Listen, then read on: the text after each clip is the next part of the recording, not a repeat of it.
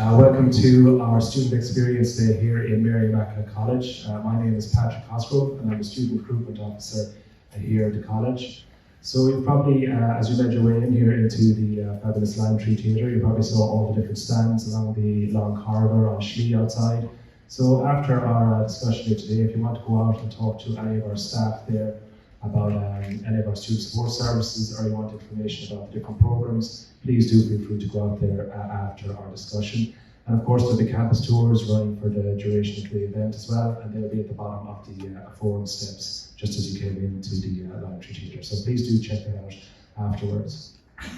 So I suppose this year we're in a slightly different format than maybe previous events we would have run. So on stage with me are some of our students here in Mary Immaculate College. And so for, I suppose, the next half an hour to 35 minutes, we're just going to have kind of, I suppose, a panel discussion about different issues and different concerns maybe students might have now who are, particularly in secondary school, who are going to be going to college the next year or two. So we'll leave some time at the end, maybe 5 minutes or so, for questions from the audience if anyone has one. So we might get started. So maybe the first thing I might do is I might just get everyone on stage to introduce themselves. So I might just start off here on our right with Mary Kate. Hello, my name is Mary Kate Flanagan and I am a final year Bachelor of Arts student and I'm studying English and History and I'm from Limerick. Hi everyone, my name is Luke Gorman. I'm a final year Bachelor of Arts student as well and I'm studying Irish and Maths and I'm from County Tipperary. Hi everyone, I'm Aoife Gleeson and I am the president of Mary I Students' Union and I studied drama and theatre studies here in Mary I. Hello, I'm Thomas Devaney from Mayo. I'm a third year primary teaching student and I'm also one of the MISU Elite Sports Scholarship recipients for this year. Hi, so my name is Emma Hart and I am a first year Bachelor of Science student from MIU. Thanks very much, guys. So we have a wide cross-section of our different students that we have on our different programs here on the Limerick campus. So I suppose a lot of the people here, a lot of the students here, you probably, some people are Leaving Cert students, or then maybe obviously you'll be doing your Leaving Cert or filling out your CEO form maybe in the next year or two. So we might just maybe start out with that. Emma, I think you did your Leaving Cert last year, is that correct? Yes. Yeah, so we might just maybe get your insights and I suppose just about your own Leaving Cert experience, maybe some tips or advice about filling out the CEO form, or maybe how to approach it maybe for some of our potential students here in the audience. Yeah, of course. So I did my Leaving Cert in 2022, so we still had a few of those COVID concessions. I suppose I'll start with the exams. I suppose you guys are all working it. You're going to be fine. Like you probably heard it a million times, the Leaving Cert is not the be all and end all. And like it really is hard to believe at the time. Like I remember looking at those people saying, "What are you on about?" Turns out they were right. You guys are going to be okay. In terms of the CAO, like, I suppose just do your research, talk to people. If you know anyone in the areas that you're going to be going into, just call them. I know when I was thinking about going into psychology, I was able to call the different places like out of Cork, so I was ringing the psychology faculty at UCC and they were more than happy to give me any information I needed. And yeah, I suppose, yeah, just do your research and, like, try not to stress too much about it, I suppose. I'm not sure. Yeah, no, that's good advice, yeah. As you said, it's not the be-all and the end-all. You know, there are lots of ways now, alternative routes into the programs here at Mary Immaculate College or other colleges as well. I'll just get your thoughts, Thomas, as well. Thomas, you were doing the primary teaching program. What was your own experience maybe with the CEO or filling up the form or your Leaving Cert? You're in third year now, correct? Third year, yeah. So I was sort of height of COVID, didn't have to do the Leaving Cert, so I feel for you. But yeah, I think I was lucky enough. I knew early on that I wanted to do primary teaching, and it was just a case of Limerick or Dublin for me, and coming to the MIC open day, and just everything that Limerick has to offer and everything that Mary I or MIC has to offer made it a very easy choice for me. But yeah, I'm sure some of you don't really know what you want to do, but if primary teaching is sort of there, or any of courses in Mary I, it really is a great college, and I've enjoyed my time so much so far. That's great. I'll get something from our art students here now. Maybe Mary Kate, any thoughts yourself? Yeah, I think when I did my leaving cert, like I always knew that I wanted to study English and history, but I did when it came to sixth year. I remember like around February I started like second guessing myself a little bit of if I really wanted to do that. But I think in the end I just went with my gut, and I'm really glad that I did that. So I'd recommend maybe if you're unsure, the thing that you think in the back of your mind, that's what I should do, that's the thing you should probably do. And I suppose with the arts degree as well, the good thing is if you're maybe a little bit unsure what you want to do afterwards, it's a really good general degree to have because it gives you so many skills that are applicable to so many different workplaces. Anything to add to that, Luke? Yeah, just second time what Mary Kate said, it's a great course to kind of give you a grounding and kind of see what you want to do in the arts course. I originally came in wanting to do primary teaching, and now I'm thinking about doing something else after I've done the arts degree. So there's a wide range of subjects, so it really has something for everyone. Okay, great. And I might just get your thoughts. Maybe Aoife, you're the head of our Students' Union. Maybe just, before you give your thoughts, you might just explain what the Students' Union is maybe, and just what your role is, Aoife, I suppose. Yeah, so the Students' Union is basically there to support students, advocate for students. So my role as the president is I oversee the representation, advocacy and leadership of the students across Limerick and Thurles. So there's approximately 5,000 students between Limerick, Thurles and postgrads who are maybe outside of Ireland. So I would attend all of the committee meetings and board meetings in the college and represent the student voice on those. But as well as that, I would support students. So if there's any issues that they're having, they can come to us and I might signpost them and direct them somewhere else, or it might be something that I can help with. So even this morning, I was helping students get an extension on an assignment. Earlier on this month, I would have been helping students with school placement appeals. And then it could be welfare things, financial things. Really, the every day is different, and my role is very, very broad. As well, I might be organising events and campaigns. So there's a big team of us in the Students' Union, and as the president, I kind of am on the ground with the students. I would liaise a lot with the class reps, and they would kind of bring feedback from their classes to me. But as well, we have like our information and services desk, and that's kind of the first point of contact for students if they have any queries. And the queries that we get can be so broad. It could literally be like, where is this class? Or it could be a bigger issue that might need a bit more support. So we do a lot, and there's a lot of different departments. We look after the clubs and societies as well. We look after the shop downstairs. You might have seen it on Shoppa.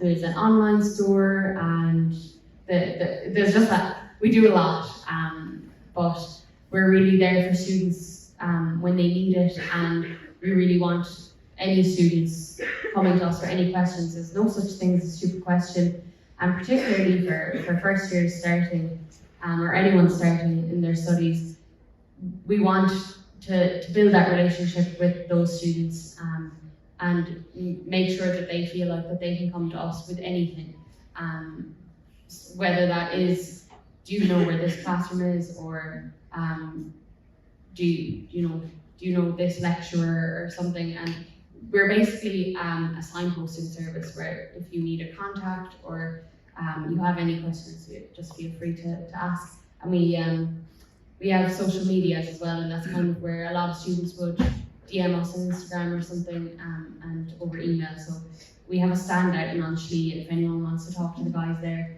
please do, and take our details. And if you have any questions over the summer, or even before filling out the CAO, please do feel free. So that's kind of what we do. And then the kind of my advice for the CAO is kind of what Emma said, really, don't panic.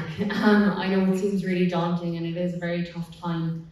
I know for myself, secondary school wasn't for me. I really struggled in school.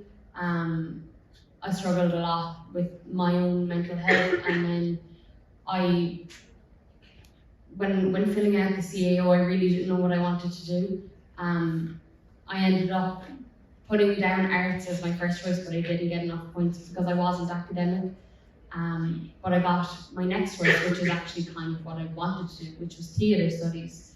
And that was probably the best thing that ever happened to me. And I'm a big believer in what's for you won't pass you.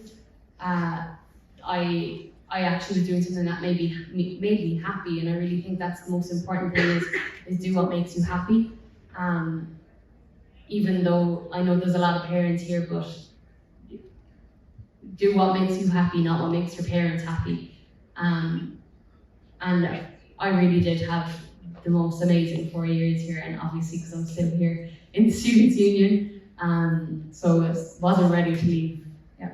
If I could just add on to that, like I ended up doing my second choice, which was the Bachelor of Science in Psychology here, and again, like what you said, it probably is one of the best things that could happen to me, because especially with the degree like psychology, everything is so focused, and it's also a really broad area. So you have one lecture on one topic and can have about a million different questions, but with the degree, and because the college is a lot more, there's not as many people anyways, it's like a massive college at UCC, but with that, the attention that you get from lecturers is actually second to none. Like, I don't have a bad word to say about any lecturer that I've ever had, and like that attention that you get given here, that really does make the degree all that more valuable.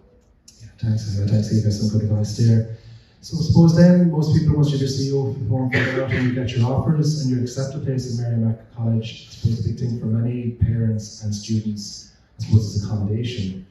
And I suppose in Merrimack College here on our campus, we would have students who are commuting, and we've obviously students who are staying in our own accommodation and also in the Limerick area. So maybe just a show of hands here, how many people are commuting?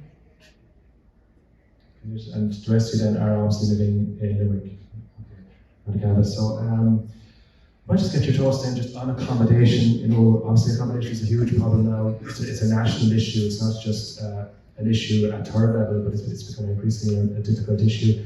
Obviously here in Merrimack College, you know, we're doing our best to make sure that our students do find accommodation. And you know, we run joint campaigns to compass with the other third level universities in the city, just to make sure we're getting as much accommodation as possible for our students. And I suppose Limerick, maybe compared to Dublin or Cork or Galway, maybe it's a little better served in terms of accommodation, but obviously it is a bit of an issue. But maybe Thomas, you might give us your familial, Thomas. So how did you find accommodation, or maybe give us your thoughts on the whole issue? Yeah, I mean, as you said, it's sort of a nationwide issue. So I haven't lived on campus. I would advise anyone that has the opportunity to be on campus, and there's different Mary I campuses. There's, you know, Punches for first years, Hamlin's, Ashtown, and places like that. Just being around that, the community and the family feel to it is amazing. And I spend so much time there. I don't live there, but it is like little families, and you're in your houses with you know, your classmates and your friends, and it's great.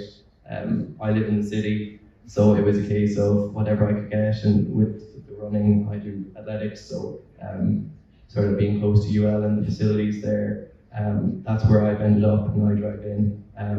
But even things like public transport, and then we're coming from Mayo, I didn't really know trains and buses were things outside of Dublin, but there's so many ways to get in and out of college, and yeah, look, it is a bit of a problem getting accommodation, but I don't think Mary I, in terms of other colleges, is lacking behind. I think we're actually doing very good in terms of that.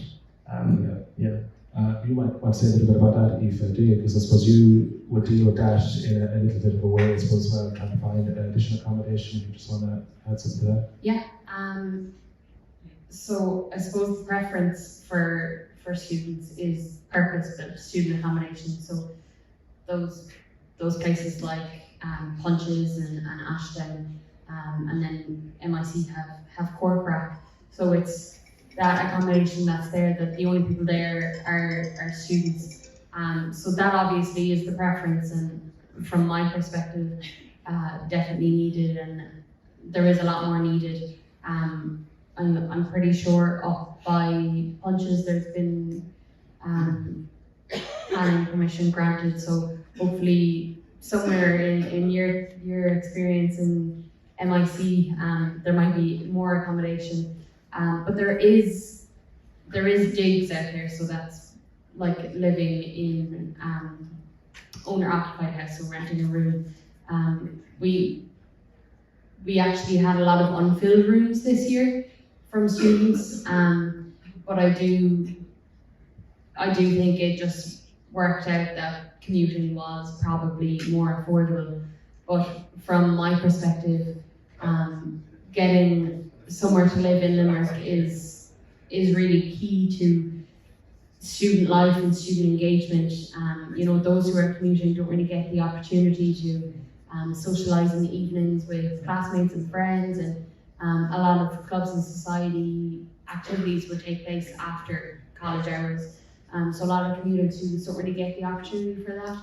That being said, like if commuting works out for you and that's what works, whether it's driving or taking public transport, obviously whatever works for you is the way to go. But I think maybe the media have kind of exacerbated the issue a little bit. It is definitely like a national thing, but I suppose for students in Limerick, there is rooms there, whether they're affordable or not. I can't really say. A lot of them probably aren't, and that's one thing I suppose that needs to be looked at. But definitely advocating for more purpose-built student accommodation, for more student experience, especially because Limerick is such a student city. But we do have an accommodation office here in MIC. There actually isn't a stand today.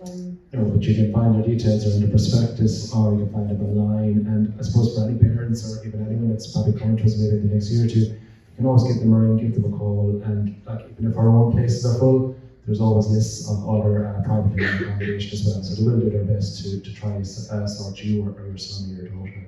I might get the perspective maybe of Luke, because I think you commuted, do you? Yeah, I commuted this year. I just came back from, I was away for a couple of years because of the pandemic and placement, so I just decided to commute this year. I did look for accommodation, but just within the Limerick, some places aren't affordable. There's not many places available. That was just my choice, but there are places out there for students. So it was fine for me to commute. It's only about a 40-minute drive each day, so it was fine. I didn't really miss out on too much. If you've got a good kind of group around you, there'll be someone there with accommodation that might let you just stay. So it's not the end of the world if you have to commute. There are ways and means about it, and you get the full college experience out of your time in MIC. Thanks, Luke. And I suppose for many students, they might be moving away from home for the first time. So I suppose that's probably the most recent as a first year, and you moved up from near Blair in Cork, wasn't it? So you might just tell us what was it like living away from home for the first time, and is there any kind of advice you could give to maybe some of the potential students here who will be moving out of home in the next number of months? So I moved up from Cork, and now I'm living in Diggs. I'm renting a room in someone's house, about 20 minutes away from college. Moving away was an experience, to say the least. I suppose it's really weird when you encounter the slightest inconvenience that you've never had to deal with before. You can't call Mammy, she's in a different county. It just happens. And I would say that my biggest piece of advice is budgeting. It sounds boring. It is boring, but it works out in the end. It's really tempting. I'd say some of you would have part-time jobs or are planning on getting one on in the summer. It's really easy to fall into the trap of, well, I'm independent. I can buy whatever I want when I want. Yeah, you can, but it will not work out in the long run. So I definitely say just mind your funds. Maybe just have just budgeting. Maybe save €20 a month or something and reserve that for your nights out. I suppose as well get to know the public transport in Limerick.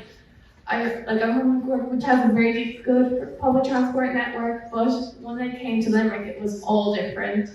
And I think I probably got like 50 million steps or something my first semester just because I didn't know what bus was going where. Am I going to? So I would take the bus home at the weekends, and I would take the City Link, and the 304 would actually, there's a stop that would stop directly at the place I need to go. And there's also the 304A, and I was like, oh my god, this is the exact same route. It was not, as I quickly learned out and ended up missing my bus. So yeah, definitely get to know the public transport. Yeah, and also just try your best to get to know people. We have a really good drama and musical society here in Mary I with my class, and through getting to know that honestly was like a saving grace, because you get to know people like who you never encounter otherwise. Like, we have a very small year group within my course, there's only 11 of us, but through my class, I've got to know other first years and people who are all the way up in their fourth year, and knowing those people, they have so much advice for you. So yeah, I think that makes sense. Yeah, no, thanks very much, Emma. And I suppose following on from that, I suppose we hear a lot about the transition from secondary school to third level and how important that is for many students. So, Mary Kate, would you like to talk a little bit about that? You know, how did you find that transition coming in from secondary school, and maybe, I suppose, what kind of advice or guidance would you give to students how best to manage that transition? Yeah, I think like it is overwhelming for the first few weeks, especially when you're coming in and you're sitting in lectures that are like, I suppose like in first year they were quite big lectures sometimes, and they could be up to maybe like 200, maybe just over, which like you're not used to when you're coming out of, you know, class sizes up to 30 people. So it is kind of overwhelming when you walk in the first few days. I think it probably took me about 6 weeks to get used to it. My mum always jokes with me that like I was like, you know, I won't be able to do this the first month, that I really didn't like it, and then after that, once I kind of found a friend group, I think things got better. So really, like the first few weeks, you're not going to be like studying, doing assignments, you're going to go out as much as possible and starting to go to clubs and societies. Once you get to know people, I think things just like fall into place. And especially like after the first semester, when you come back to the second one, it's just second nature. It's all the same thing over and over again until you get to final year. Just, yeah, it's good though. It's fun. Like once you get, it's not mundane. Let's say every year is a similar routine, but it is very different, especially I suppose with us in arts, because we were out in third year doing Erasmus, and we were also on co-op. So we were both in schools. So Lou did the whole year in a school, right? And I did just 6 months, and then I went to Denmark for 6 months. So yeah, it's so interesting, and you never think those things. That I never thought I would do Erasmus coming in. So I suppose when you just get used to things, you take new opportunities and things kind of gradually build from there. Okay, yes, some interesting thoughts there. And I suppose a lot of people would worry about, I suppose when you're going to secondary school, you know how to study for your exams or for your assignments or whatever, but Thomas, you look like a man who studies quite a bit. You might give some advice to our prospective students here. How do you manage studying when you're in college? Is it different to secondary school, and how do you go about it? Yeah, like obviously secondary school, there's this sort of structure in place where the teachers are the ones sort of, and even your parents, I'm sure, are constantly on to you to get studying, and you know, the whole thing of college, you are much more independent, and it does fall on you. But I think the way that Mary I is set up, there's a lot of education courses, you know, primary teaching and stuff, and I think that if you're in that course, you want the best for people. And so even my own class group, and I'm not sure if you know this, but you'll be put in a select class, and you will be with that class for your time at Mary I, and you will build up such a good relationship with them. You do become like a family. There's 35 in my class, and I know them all now. So there's people there to support you. There's always people there. You know, we're sort of in exam season right now, and yeah, a little bit stressed, but I know I can call any of my classmates and they'll help me out. But yeah, no, it does. You need to be a bit independent, but you'll get there. And there's so many supports in place. There really is. Even your lecturers, you have a one-on-one relationship with your lecturers. And my friends from home can't believe that. They're in UL and Galway, and just the idea of a lecturer knows you personally and you can go up to them, and many times I've had to go up to lecturers and get support because they are tough courses, but the supports are there, and it's great. Yeah, thanks, Alice. And I suppose following on from that, I suppose when you're trying to study, I suppose the students are socialising as well. I suppose many of you have jobs, maybe part-time jobs. Can I get a show of hands? Maybe how many are working as well, part-time? Yeah, so I suppose there's a lot to kind of balance there between work, socialising, study. And I suppose Limerick, I think there's only 25,000 third-level students in Limerick between the 3 third-level colleges, so it is quite a student city. So would you like to talk a little bit about that, maybe Aoife, about maybe a little bit about the social scene in Limerick, and then about how you could possibly get that balance right between your lectures, I suppose going out and socialising and how you balance it all as well with your part-time job also. Yeah, balance is definitely key in this. And just kind of touching on the last question on the independent learning, I suppose that there's a lot of different types of learners as well, which I didn't really understand when I first came in. In school you're kind of taught to sit down and just learn off a book, but the type of learning when you get into the third level is very different, and I suppose it's probably a bit more facilitated. The different types of learning, whether that is sitting down and looking, or it could be visual, or listening, or maybe practical as well. So I think it's really important that you kind of identify the best way that you learn when you first get in, and then it gets a bit easier to balance the less time it takes you to study and get the knowledge in. Obviously, with the cost of living crisis, a lot of people are needing jobs when in college, and it kind of gives you, if that's not funding your degree or accommodation, and you're lucky enough to get support from family or get Susie, it's good to kind of have the pocket money anyway for socialising. It's a massive part of college life, going out with your friends. The drinking, not gonna. Now, obviously, if that's not your thing, you don't have to do it. I know there's a lot more emphasis nowadays on socialising without alcohol, and I think that's really important. But getting the balance right is definitely important among the 3 of the job, the socialising, and the studying, because they all complement each other. And if you're doing too much studying and you're not, making time for socialising and meeting up with friends, you're going to burn out. If you are spending too much time socialising or working, you're going to fall behind in your studies. So if you don't get the balance right on those 2 or 3 things, something is going to fall apart, and it's just going to cause added stress, even though you probably don't think it at the time. But getting either the 2 or the 3 balance right from early on, I think, is really important. Yeah, so I think the key word there is balance between all 3 there is the one to keep in mind. I want to get a little bit in time left, maybe about some of the programs. So maybe Luke, I know we just mentioned it there a minute ago.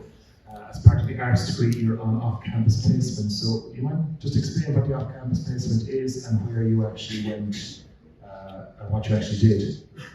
Yeah, so for the arts degree, we take a placement a year, full year, third year. You can do 2 separate blocks or 1 full year in a placement. A lot of people in the arts degree decide to go and do placements in schools because they might want to go and do the PME after the fact. So I decided to go to a secondary and primary boarding school in Cork. It was a brilliant year, and there was a lot of support from the college as well, through my supervisor and through the placement service. They helped me find the placement, and they were always there during the year. So I absolutely learned a lot, and I know kind of what I want to do now from that placement, and met a lot of people and gained a lot of skills from that year of off-campus placement. So it's very beneficial. Yeah, I suppose it just gives you great, I suppose, work experience even on your CV, and I suppose that might be something that might stand you down when you go forward looking for jobs. So Mary Kate, you mentioned as well, I think that you went on Erasmus in third year, and I suppose in most of our courses you can go abroad, usually in third year for a semester, but I think you mentioned that you went to Denmark, is it? Mary Kate, you might just tell us a little bit about your experience of that. Yeah, like I said earlier, I never thought that I was going to go on Erasmus. I just thought it wouldn't be an option for me, because I thought it was going to be really expensive. I thought it would be really scary. But when it came to it, and there weren't too many in my year group actually going, I think it was because we were just coming out of COVID, so people were nervous that if we went, we would end up kind of maybe in isolation again, and that would ruin the experience. But thank God, literally the day after I arrived in Denmark, they got rid of masks, everything was gone. So it was like my first semester back since first year, fully living the student life again. And when it came to like deciding where you want to go, there's so many options. And like the international office, like the study abroad, the people who help with that are just so great. Like I changed my mind about where I wanted to go last minute, and they facilitated me, which I really appreciated. And yeah, I think like there's, you know, you can go to kind of those major countries like Spain and France, but I chose Denmark because I looked into the courses and I thought they would complement my degree really nicely. And also it's just different, like it's a different place I've gone, not many people have gone there. And over there, like the teaching style is just so different to here, so it was really nice to see that. And I think like the whole experience just really being away from family, friends, everyone, it just teaches you a lot about yourself. You have to become very independent, but yeah, it really stands to you, I think. Yeah, I suppose did you gain a lot of maturity maybe after going abroad or going off kind of space, and they really do kind of help your whole student experience. And I suppose maybe to you next time, I suppose a lot of people here might be thinking of primary teaching, and I suppose school placement plays a huge part in that. So you might just tell us, first of all, what exactly school placement is, and you're in third year, so you've done a bit already, so maybe just how you found it so far. Yeah, so I've done 2 school placements. So school placement, you go out to a school and you're teaching classes. I wasn't sure after the first sort of year of the course whether I'd made the right decision until I did my first school placement. And I think we all have those teachers that we look back on that just had such a big part in our lives and still do today. And just the idea of possibly being one of those teachers, I think it's such a rewarding profession. And I don't know, there's something about kids, just working with kids, they're great fun. And so I think the placements are where you're really going to learn whether the course is right for you. And it's all good and well going to lectures and tutorials and stuff, but I think that the big learning for you is going to be during your placements and if you can get subbing and stuff like that. So yeah, it is a bit of a stressful time. And you're going to be nervous going into a classroom in front of 30 kids and trying to teach them, but I think with kids there's very little judgment, and I have not heard anyone who has come out of a placement and said they haven't enjoyed it, and I think it is really where you make up your mind on whether it's the right thing for you. And Thomas, you're also an MIC Elite Sports Scholarship holder as well, so obviously sport plays a huge part in your life. So maybe for similar students who might be in similar situations, I suppose, how do you balance playing sport at maybe an elite level, or it's probably takes a lot of your time as well. How do you manage to balance that with your studies and your social life? It just comes down to priorities, really. I've spent, unfortunately, a lot of the last year injured, so I've got to sort of socialise a bit more, but before that it's about prioritising your time and having a support network around you. And I mentioned it earlier, the college is so good for supporting people, and not just from an academic point of view, but I know that, I go into a lecture and my lecturer comes up to me and asks how my running is going and how my life outside of the classroom is going. So it's about taking the supports. I think you can be very sort of, especially as an athlete, you tend to sort of be quite, controlling is probably not the right word, but you always want to sort of do things on your own, and just about being able to think, there's supports in place and I'm going to use them. And yeah, look, I think you need to enjoy your college life as well. I've only recently sort of understood that as I'm coming to the end of my course, unfortunately. So yeah, I think it is about balance, but there's sacrifices to be had. Yes, that's probably a good answer. Balance, I think is the recurring word we're hearing anyway. And then you, Emma, I know you're just in first year on the new psychology program, but I suppose some people may not be sure what exactly psychology is. So, or you might just tell us a little bit what you study and the psychology. Okay, so psychology, you guys probably know, it's really the study of the mind, the brain, a little bit like you have a bit of the neuroscience part of it, and also we look at behavior. So this year I really got an introduction to psychology. We had that first module, which was quite broad, introduced us to a couple of different areas in psychology. So for example, you have like biopsychology or behaviorism, which is like essentially it's like if a behavior, if you can't see it, you can't measure it, and it's just really interesting because there's so many different areas within psychology. There's also social psychology, which I started this year. We also, something that puts people an awful lot about studying psychology is the maths. And this year we got introduced to some of the statistics and the different research methods you use within psychology. And it is something that puts off a lot of people, but if psychology is something you're really considering, please don't let it scare you. It's nothing you can't get around with practice. I suppose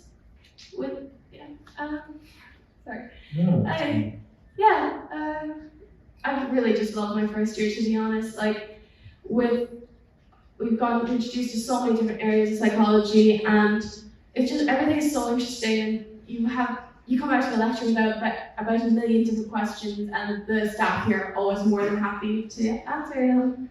And we also have small group tutorials within them, which really help you like understand the material, and again, they just provide that extra bit of support. Yeah, no, that's a great insight there, Emma. I'd just like to thank all our students here on stage for giving up the time and for